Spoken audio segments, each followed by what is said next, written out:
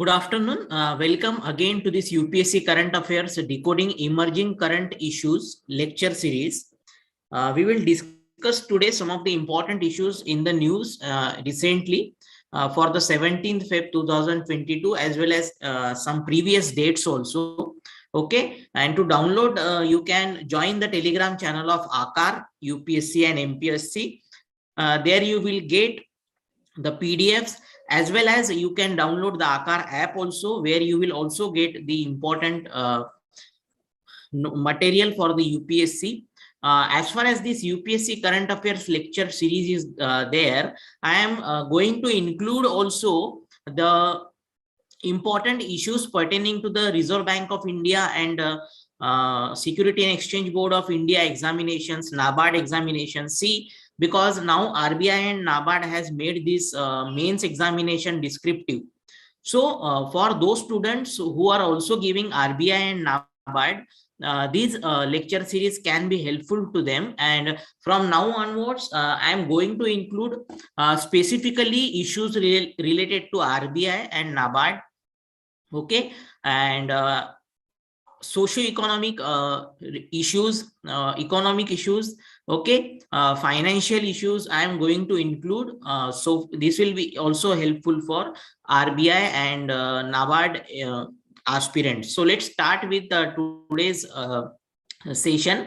Okay, so yesterday an article was there on the reopening of the schools. Now the scholar has given many, reasons for why the schools are not reopening in India, and scholar has given some of the reasons. For example, not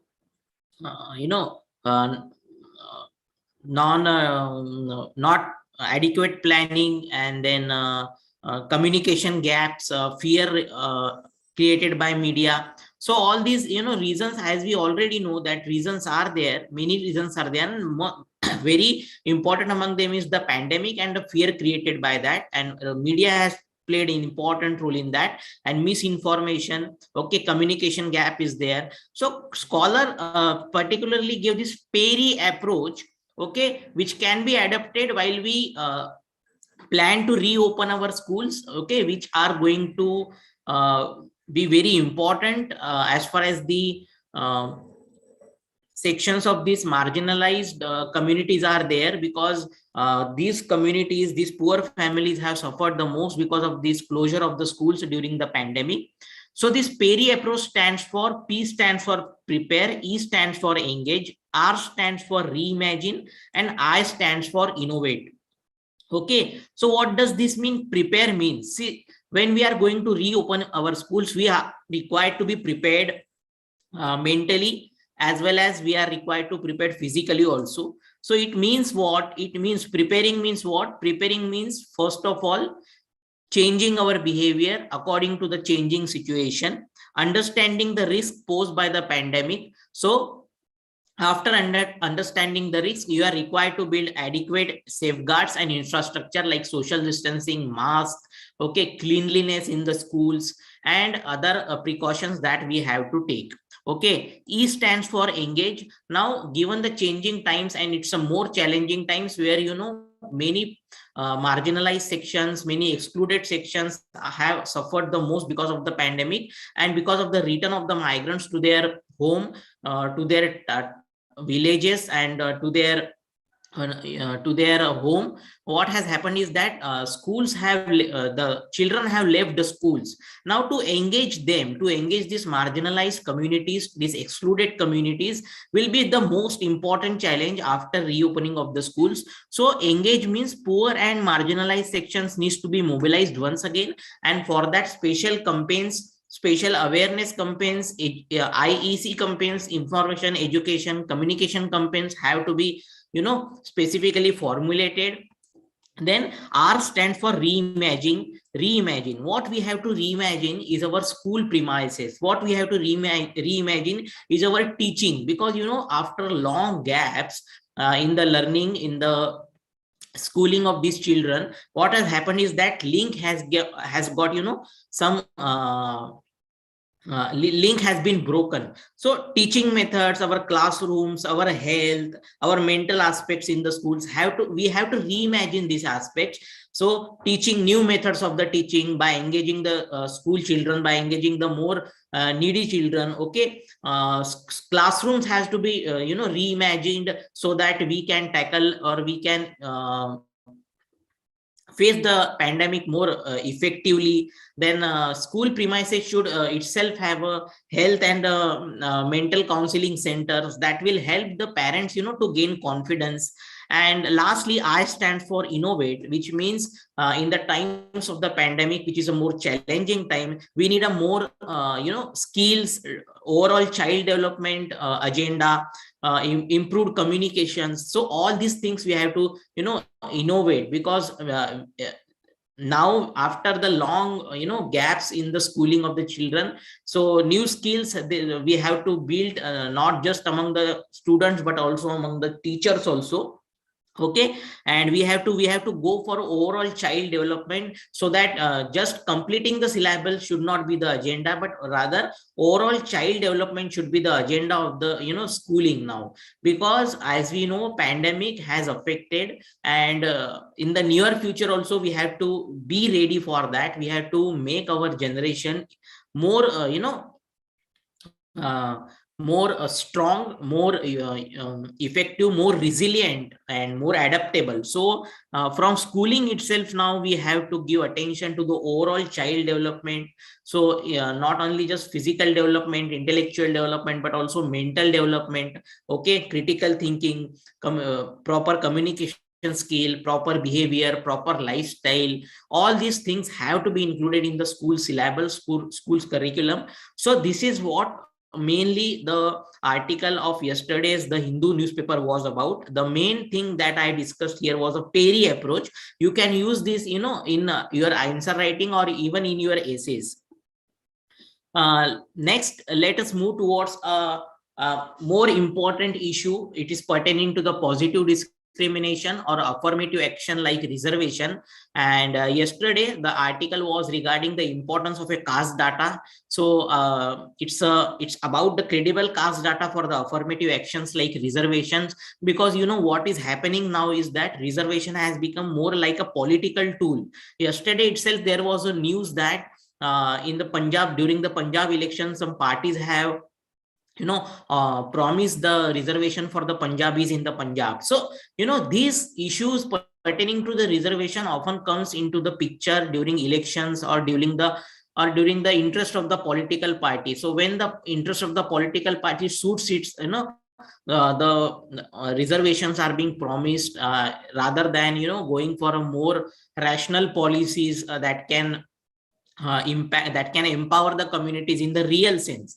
So the context is that just last month the Supreme Court upheld the 27% for OBCs in the All India quota seats for the national eligibility cum entrance test. And Supreme Court reiterated that reservations for the backward classes were not an exception but an extension of the principle of the equality under the Article 51. Okay, 15(1).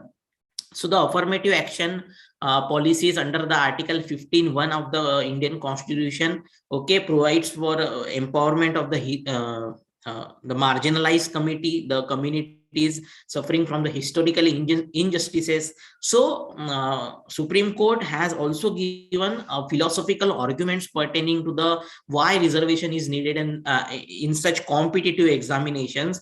So rightly Supreme Court has said that the judgment highlighted how the open competitive exams give the illusion of providing equal opportunity in the ignorance of the widespread inequalities in the educational facilities, the freedom to pursue such education, and the societal prejudices.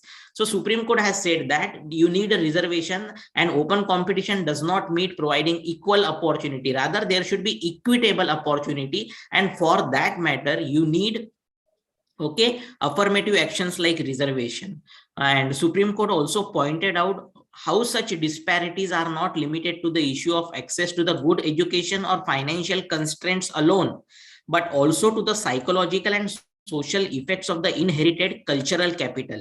So rightly Supreme Court has brought into the light the philosophical arguments regarding reservation is not just about getting access to the good education, but the more foundational aspect of is that the marginalized community suffers from the psychological and societal barriers.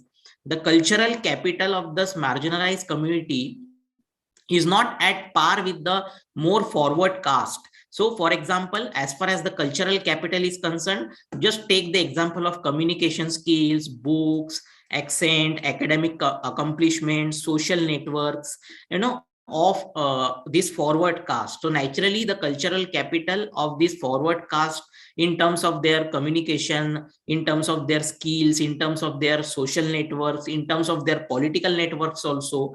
See, all these things, all the cultural capital, all the social and economic background of this forward caste is at much higher level than the marginalized caste. So in overall, the philosophical arguments pertaining to the reservation is that it is not just about getting access to the education, but rather reservation is based on such psychological as well as social cultural capital. So based on this criteria of your social psychological culture and your cultural capital, then also your educational backwardness, all these things are actually included in social cultural capital.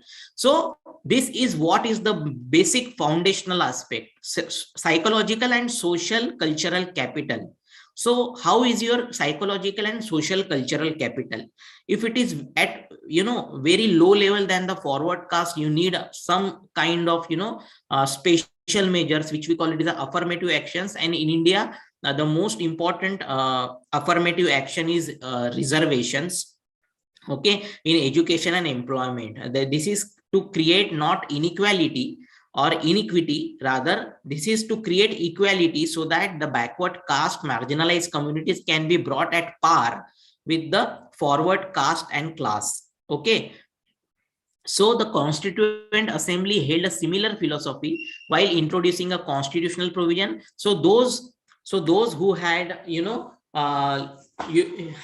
had a very low social and cultural capital, and those who had suffered from the historical injustices, so that they now these communities can be empowered, you need some special measures, and for that positive discrimination, or we also call it as affirmative actions, and one of them is a reservation.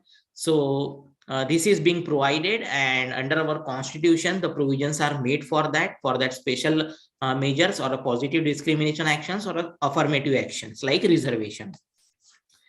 So many oppose now the affirmative actions also like reservation. They say that reservation has continued for years. It is now being claimed by communities, almost all the communities. Now because of this, the non-reserved category students suffer. That's true. It's not that it is not true, but the actual issue is here that political parties are expanding the scope of the reservation, giving it to the communities which actually do not deserve it. So it has just become a political tool in the hands of the political parties, and they promise it so that they can get the political base and they can win the elections and get the power. So power struggle here is the main aspect for which reservation has been misused.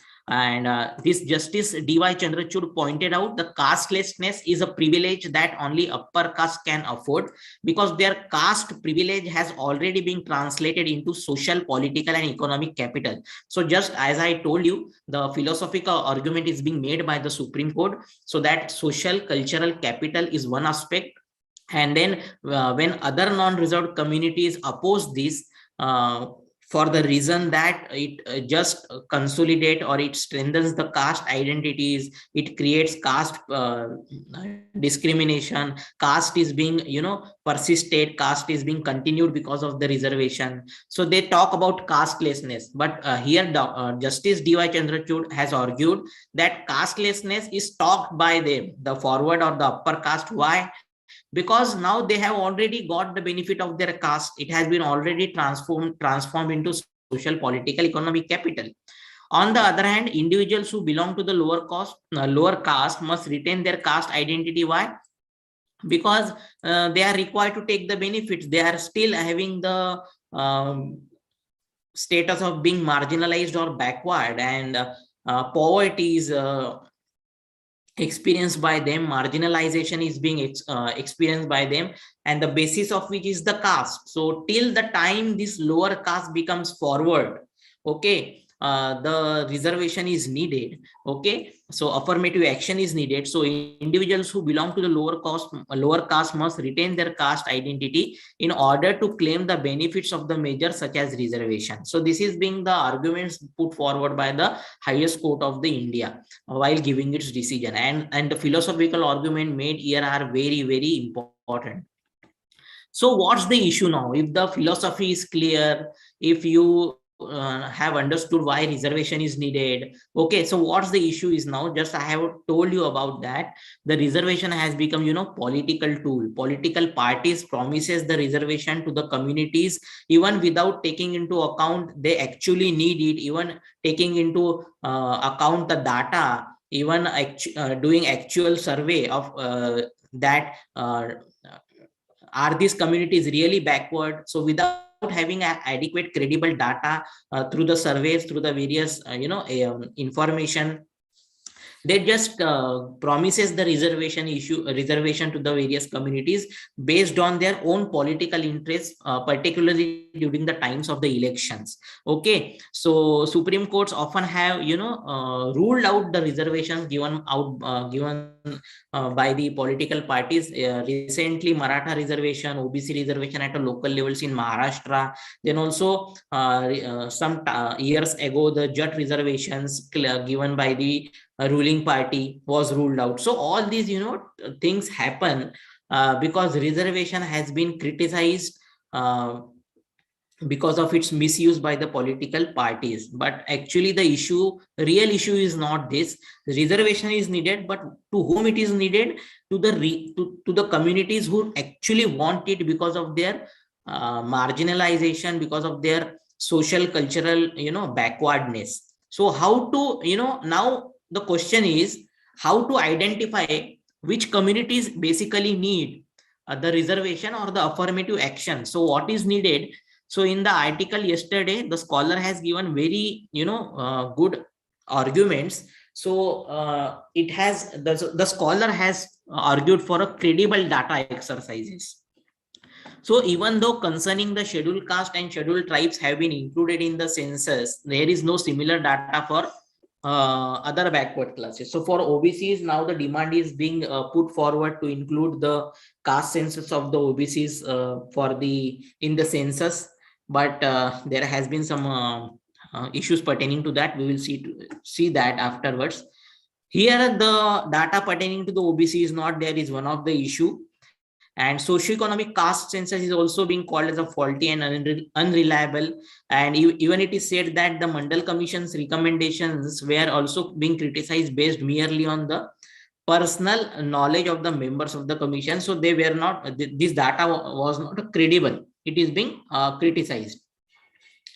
Okay. So in the Indira Savni case, the Supreme Court held that the states must conclude the backwardness of the particular class of the people only after the assessment and objective evaluation. So here comes the credible data exercise.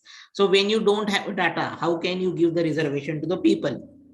Recently in the OBC reservation at the local level of the in the Maharashtra state, the High Court has ruled out the decision of the state government just because of the lack of the credible data given by the government based on which the reservation should have actually been provided.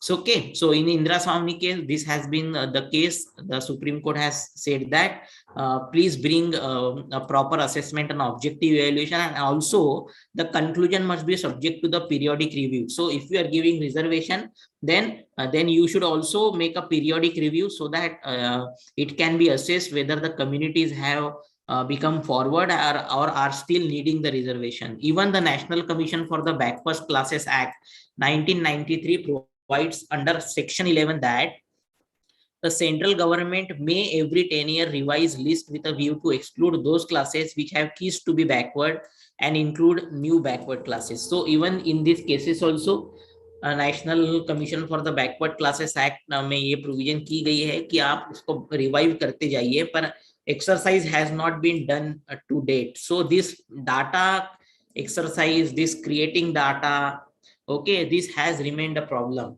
So what is needed is that you need a credible data exercises, you need an impartial data exercise so that government can actually give reservation to the needy communities and not as a means of the political tool or a political benefit. So if the government brings a more credible data, more impartial data, and government is giving the affirmative action like reservation to the most needed communities, then the case for and against reservation debate can be, can the intensity of that debate can be minimized and it can become more rationalized. And so here is the case of this credible data exercise, and which is a need of the hour. The today's article is pertaining to the federal judiciary. Okay, in the Hindu, the case has been made for, do we need a federal judicial system? Okay, so as I have just discussed with you in the one of these polity lectures, what is a federal system? So in the federal system, these 4 criteria are very necessary for any federal polity, which is a dual government, state and central government. There is a division of power given by the constitution. There is a supremacy of the constitution because central and the state government exist. They exercise their power just because constitution has given them.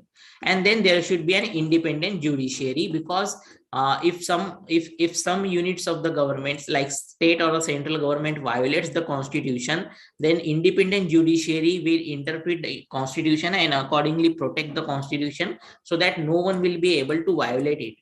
So here is the case of independent judiciary. Now in as I just told you, there is a division of power in the federal polity. Okay, this division is made between central and the state government, and areas of division are legislative, executive, and judicial. So executive power is divided between center and the state. Legislative power is being divided between state and center. Okay, and likewise judicial power is also in some of the federal polities divided between center and the state. For example, in case of USA, this judicial power is also divided between center and the state. But in India, only the legislative and executive power is divided. Judicial power is not divided. We have created integrated judiciary. Okay, so division of the judicial power. This is I have just taken this screenshot from this picture from the Lakshmikant, okay, the book of the polity, Indian Constitution. So here in the book you can find clearly that the Indian Constitution has established an integrated judicial system with Supreme Court at the top. So at the top is a Supreme Court which controls all the courts including high courts, and under the high courts then there is a district court and session courts. So at the top is a Supreme Court. The powers of the Supreme Courts are more than the high courts, and under the high courts there comes district court, session courts, etc. Okay, in USA on the other hand, there is a double system of the courts whereby federal laws are enforced by the federal judiciary, that is Supreme Court, and the state laws are by state judiciary, that is by the high courts in the United States of America. But in India, it is not the case. We have not created a double court system. We have created a single judiciary where the Supreme Court, under which comes the High Court, under which comes the District Court and Session Court. So this integrated judiciary is being created. High Court, Supreme Court and the High Court implements both state and the central laws. They determine the constitutionality of both state laws and central laws. Okay, so this is the case in India of the integrated judiciary. And as I have just told you that in our federal system, Supreme Court is the topmost court and it has got some more powers. But you know, in practice, the Supreme Court's power has increased to a lot, to significant extent, and at the same time the high courts has somewhat become more weaker. But this is not good for any federal polity. Now let's try to understand the argument why this is not good for the federal polity. So first of all, we will try to understand the centralization trends. That means how the power is getting concentrated into the hands of the Supreme Courts more, okay, which is affecting the high courts, and which is affecting then the federal polity of India. So we know collegium system is there. In the collegium system of the Supreme Courts plays very important role in the appointment and transferring the Supreme High Court judges. Okay, but the system is opaque, not transparent. There is a lack of accountability in the collegium system. So when the Supreme Court is appointing and transferring the High Court judges, there is no transparency and there is no case of accountability in such mechanism. You know, so the power has got, you know, concentrated in the hands of a few judges of the collegium of the Supreme Court, and many times it has raised issues pertaining to corruption, biases, and has, you know, very undesired consequences for the functioning of the high courts. And second important trend which has concentrated or which has weakened the high court is that now through many acts of the central government, we have created many tribunals, okay, and we have created special courts. Now what is happening when we are creating special courts or tribunals, like consumer courts are there, or company tribunal is there, company law tribunal is there. So what happens when any case comes to the tribunal, and the tribunal gives its decision. For example, in any case, the tribunal has given its decision. Now, if some party is not satisfied with the decision of the tribunal, then the case should be appealed to the High Court. But in many cases, what happened? The case is directly, appealed in the Supreme Court, and High Court is bypassed. In such cases, High Court is, its authority is bypassed and is weakened. Thirdly, the Supreme Court is even deciding the matters pertaining to the local issues. We will try to see this. Okay, for example, just I have told you that Supreme Court is even deciding the regional or the local issues which actually should have been decided by the high courts. For example, the celebration time of Diwali. Now, Supreme Court has, in one of its decisions, said that Diwali celebration time should be only 2 hours in the evening. But actually, in the South India, Diwali is celebrated at the morning time. So actually, such issues have been decided by the high courts or the local courts. But even such issues, are decided by the Supreme Court, which it should not. So in such cases, what is happening? The High Court is getting bypassed, but actually it should not. Okay, even in cases like tribunal, like company law tribunal, I have told you the appeals can be made to the Supreme Court directly, bypassing the High Court. But bypassing the High Court sends a message that it is only the Supreme Court which matters and High Court does not. It is not actually good for the federal polity. Why?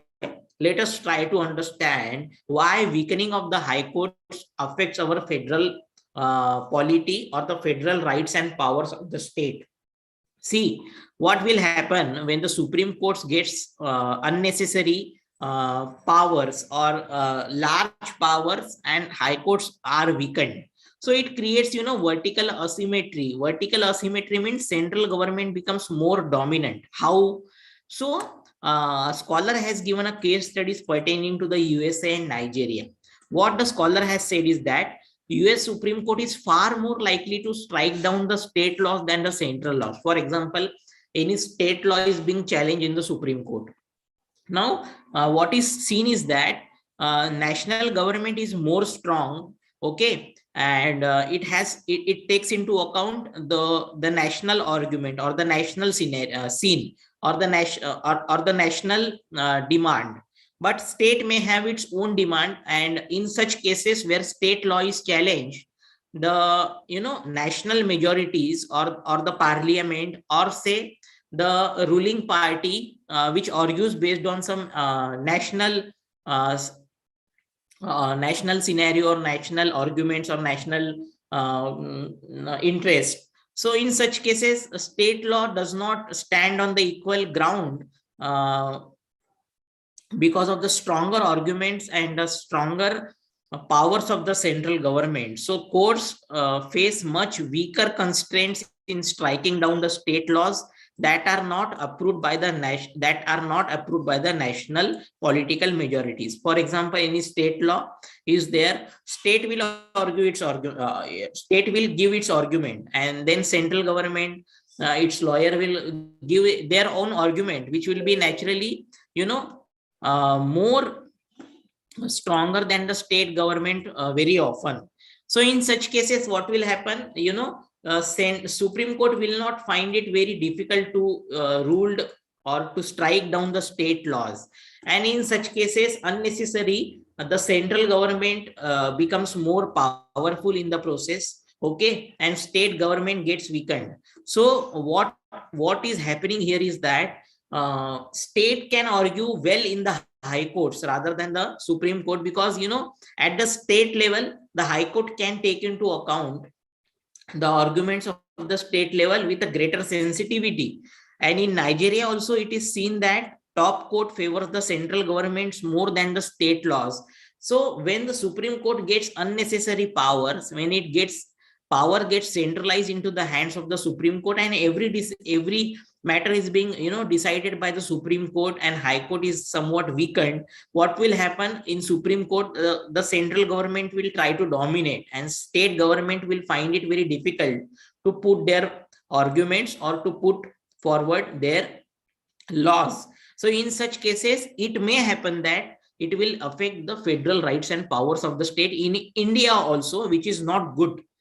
So a centralized judiciary leads to unitarism with weaker states. This is not good. As I just explained you, unitarism does not always create a good governance and good federal polity. So now the case lies with a Supreme Court. It should empower the High Court with giving them adequate powers. Deciding the regional local issues should be in the hands of the High Courts, not the Supreme Court. And Supreme Court should entertain the cases only when these are of very importance and of national importance, and the issue pertains to the constitutional interpretation or the fact of law. So this is the case, and that's why author is saying or arguing more about federalized judicial system, which actually is needed. There is no doubt about it. Now, let's move to the last issue that I want to discuss today with you, and it pertains to the modern monetary theory. So modern monetary theory is actually a new emerging theory in the economics. It's an alternative to what we see as a traditional monetary policy. Okay, let's try to understand what this modern monetary theory is. It can be of immense importance, and it will be helpful for the RBI, SEBI, and NABARD students. Okay, in addition to the UPSC students. So let's try to understand the alternative economic theory that is becoming more mainstream, MMT, or modern monetary theory. So what is the context? The context is, as I just now I'll be explaining you. We all know that fiscal constraint is a major impediment to the government's efforts to increase spending. So जब भी कोई government खर्चा करना चाहता है कोई भी schemes पे, कोई भी welfare program पे, तो क्या होता है कि fiscal constraint यानी government के पास उतना revenue होता नहीं है expenditure के लिए, और ज्यादा खर्चा करना भी अच्छा नहीं होता, क्योंकि उसके वजह से बोझा बढ़ जाता है।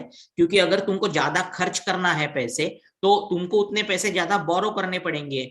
अगर तुम ज्यादा पैसे बोरो करते हो तो आपके सर पे बोझा चढ़ जाएगा। सो ट्रेडिशनल जो इकोनॉमिक्स है, इकोनॉमिक थ्योरी है, मॉनेटरी थ्योरी है, वो क्या बोलती है कि तुम उतना ही खर्चा करो जितना तुम्हारा रेवेन्यू है। So your expenditure should not be more than your revenue, or it should not often exceed your revenue, because borrowing is not a good thing for economy.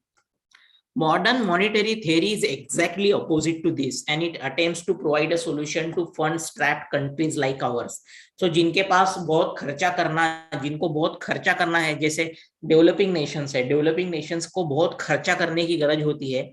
their expenditure should be greater because of the many problems like poverty, okay, financial inclusion, and also empowerment of the women, empowerment of the marginalized section, employment, okay, in public investment in roads, railways, bridges, so all, and defense. So all these things require expenditure. So modern monetary theory says that you should not worry about fiscal deficit or rising debt. Now why? We will try to understand that. So let's try to understand first who is the author or the origin of the theory. This MMT was originally coined by Bill Michel. He was an Australian economist, and now it has become more mainstream over the past few years with the politicians like this Alexandra Cortez, who is popularizing this concept. MMT is essentially a paradigm shift when it comes to the economic theory and a new way of thinking about the government with fiat currency. So let's try to understand first what's the brief history of the MMT. The term modern monetary theory was coined by, as just I have told you, Bill Michel in early 90s. The ideas around the MMT were developed by the economists Bill Michel, Warren Mosler, and Ray, L.R. Ray, as early as 1992 through email this. Okay. Then in 2019, the politicians like this Alexandria Cortez noted MMT should be a larger part of our conversation as it relates to balancing the federal budget. And as of 2020-21, during the pandemic, it has become more relevant. Okay. Now, what is the modern monetary theory? In conventional economic theory, as I just told you, कि खर्चा मत करिए, आपका डेब्ट बढ़ जाएगा, ऐसे बोला जाता है. So it is accepted that government pays for expenses through taxes that it collects. So जितना भी आपका टैक्स होता है, कलेक्ट करते हैं, वो आपका रेवेन्यू हो जाता है. उससे आप खर्चा करना चाहते हो या उससे आप खर्चा करना चाहिए. टू पे for the rest of the expenses. अगर आपका आमदनी 50 रुपए है और आप खर्चा 100 रुपया करना चाहते हो, तो आपको 50 रुपए टैक्सेस से मिला और आपका खर्चा 100 रुपया है, तो ये तो आमदनी अठन्नी खर्चा रुपया समान बात हो गई. तो ऐसी चीज में आपको जो एक्स्ट्रा मनी लगता है खर्चा करने के लिए, तो वो क्या करते हैं, आप बोरो करते हैं. So government borrows money by issuing bonds. But government borrowing has an effect of increasing the cost of the borrowing, interest rate paid by individuals and businesses. So जैसे जैसे डेब्ट बढ़ता है, इंटरेस्ट अमाउंट भी बढ़ती है. ठीक है. जैसे इंडिया का इंटरेस्ट पेमेंट सबसे ज्यादा बड़ा कंपोनेंट है रेवेन्यू एक्सपेंडिचर में, तो इससे वजह से ना गवर्नमेंट के पास फिर वो खर्चा बढ़ जाने के कारण आगे जाके बहुत तकलीफ होने लगती है.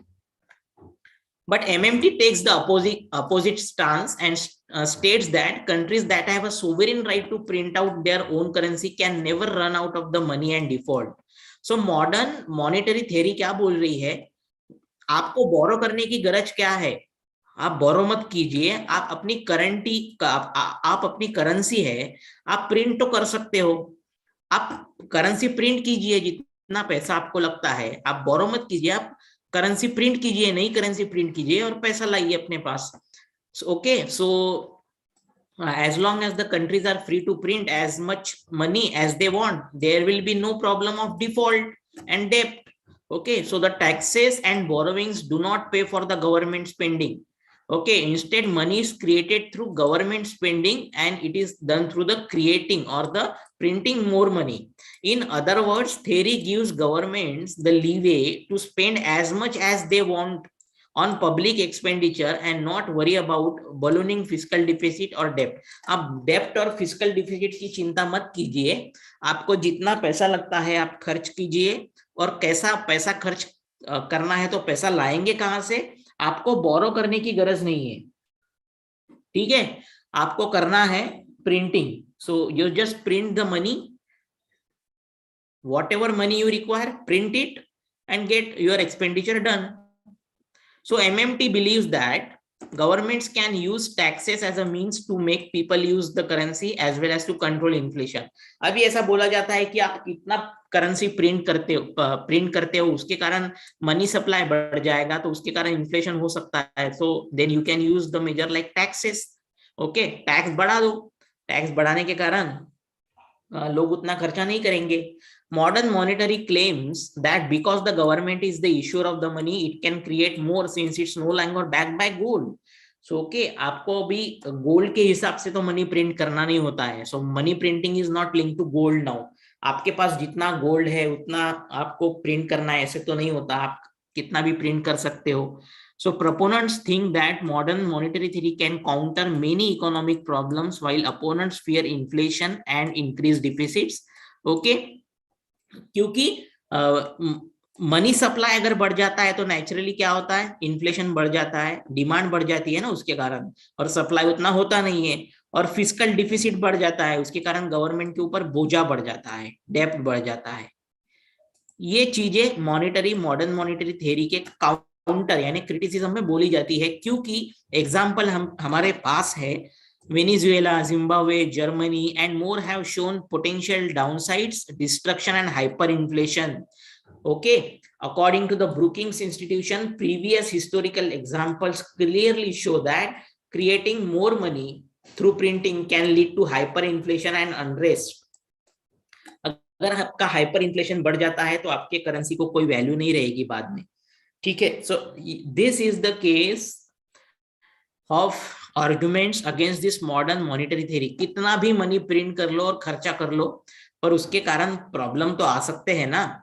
पर मॉडर्न मॉनेटरी थ्योरी का कुछ रिलेवेंस है और कुछ कंट्रीज में उसका बेनिफिट भी दिखाई दिया जाता है. With more than decade having elapse since global financial crisis. अभी जैसे ग्लोबल फाइनेंशियल क्राइसिस, पैंडेमिक, इनके कारण क्या हुआ, इकोनॉमिक ग्रोथ कम हो गई. तो इकोनॉमिक ग्रोथ अगर कम होती है, इन्वेस्टमेंट अगर अफेक्ट होता है, तो नेचुरली गवर्नमेंट पे रिस्पॉन्सिबिलिटी बढ़ जाती है ज्यादा खर्चा करने की, पब्लिक एक्सपेंडिचर बढ़ाने की, कैपिटल एक्सपेंडिचर बढ़ाने की. जैसे पैंडेमिक में गवर्नमेंट ने अपना कैपिटल एक्सपेंडिचर बढ़ा दिया. सो ऐसे वक्त में क्या होता है ना, गवर्नमेंट फिर ज्यादा का पैसा कहाँ से लाए. तो मॉडर्न मॉनेटरी थ्योरी यहाँ पे रिलेवेंट हो जाती है कि आपको ज्यादा का पैसा बोरो करने की जरूरत नहीं है, आप प्रिंट कीजिए ना. सो in India also this case is relevant because India also needs a greater public expenditure. But modern monetary suggestions means that government could continue to fund their expenditure by printing extra notes. Argument of the MMT that government borrowing should not be equated with the borrowing of the individual and businesses, क्योंकि उनका borrowing अलग level पे होता है, वो print नहीं कर सकते ना money.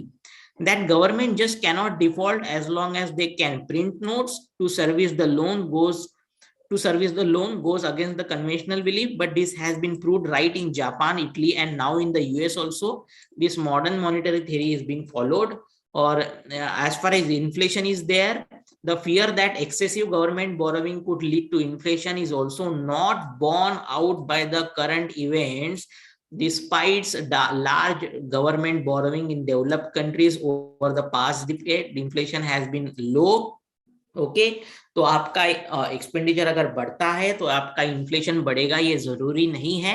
तो आप बोलोगे कि ज्यादा एक्सपेंडिचर से इन्फ्लेशन बढ़ता है, हाँ बढ़ता है, पर वो डिपेंड होता है फिर आप किस पर खर्चा करते हो. अगर आपने बहुत सारा, गवर्नमेंट ने बहुत सारी करेंसी प्रिंट कर ली या फिर बोरो कर लिए, मनी पैसा बोरो कर लिया, और आप सैलरी पे या फिर सब्सिडी पे या फिर कोई भी कंजम्पशन एक्सपेंडिचर पे आप खर्चा कर रहे हो, तो नेचुरली आपकी डिमांड बढ़ जाएगी ना।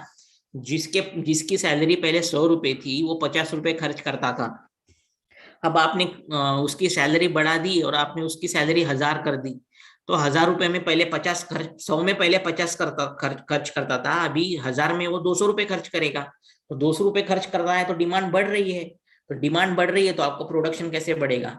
लेकिन एग्जैक्टली अपोजिट, अगर आप खर्चा कर रहे हो आपके प्रोडक्टिव इन्वेस्टमेंट, आपके प्रोडक्टिविटी बढ़ाने, प्रोडक्शन बढ़ाने के लिए, जिसको हम कैपिटल एक्सपेंडिचर बोलते हैं, नेचुरली आपका इन्फ्लेशन तो कंट्रोल में रहेगा, क्योंकि आपका सप्लाई और डिमांड दोनों एक साथ में बढ़ेगी। So the money issued by the government to the various bank seems to have help prepare the banks balance sheets rather than being brought out into circulation in large banks. So ये भी एक argument है कि जो money issued by the government to the various bank seems to have help prepare the banks balance sheet, तो ये reproductive purpose के लिए गवर्नमेंट ने खर्च किया था।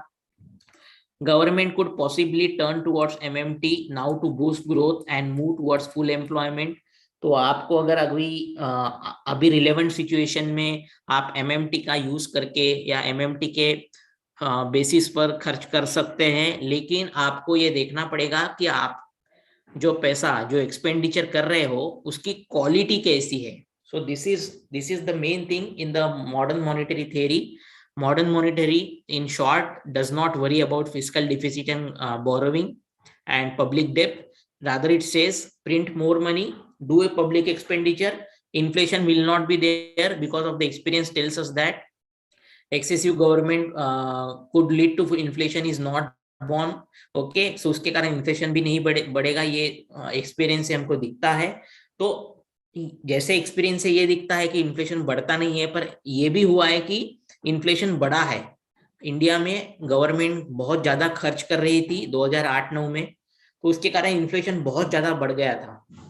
तो quality of your expenditure will matter in the modern monetary theory. So this is the thing which I wanted to discuss today with you. Again, we will meet tomorrow. Till then, goodbye, take care.